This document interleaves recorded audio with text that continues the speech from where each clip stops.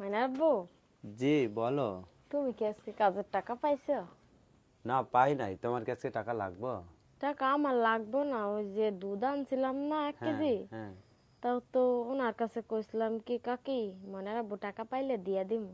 আচ্ছা, তা কাকি আজকে চাইতে আইছিল। টাকার জন্য আইছিল? হ্যাঁ। কয় টাকা কেজি দুধ? 1 কেজি দুধ এখন 80 টাকা কেজি, নেই 80 টাকা। ও, 80 টাকা নাই ঘরে?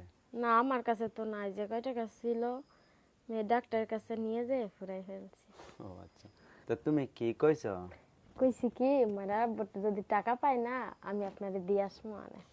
ও তা কইছো। কাকি কইতাছে কি আমার দরকার, তা আমি এখন কি করবো কও? ও, তো কইছো মানে 90 টাকা পেলে দিয়ে আসবো? তা আমি কি চিন্তা করছি শুনবা, কি?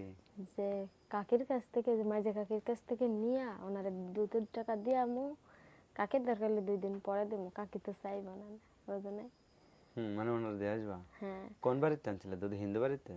হ্যাঁ, হিন্দু বাড়িতে, ওনার দুধটা আবার ভালো। ওই হিন্দু কাকির? হ্যাঁ। হুম হুম তো ওনাদের তো মনে করো কি দুধ বেচে সংসার চলাই না, এর লেগে ওনাদের দিনের টাকা দিন লাগে। দেওয়া লাগে না? এই যে আমার কাছে যে দুধ বিক্রি করছে, এই টাকা যদি আমি সেদিন দিয়ে দিতাম, হুম। তাহলে সে গরুর ছাল কিনে নিয়ে যাইতাম। মানে গরুর খাবার কিনে দিতে? হ্যাঁ। মন কর কি সেদিনকে তো সুজাত নিয়ে এলো না 2 কেজি, 3 কেজির টাকা নিয়ে, সেই দিনই সকাল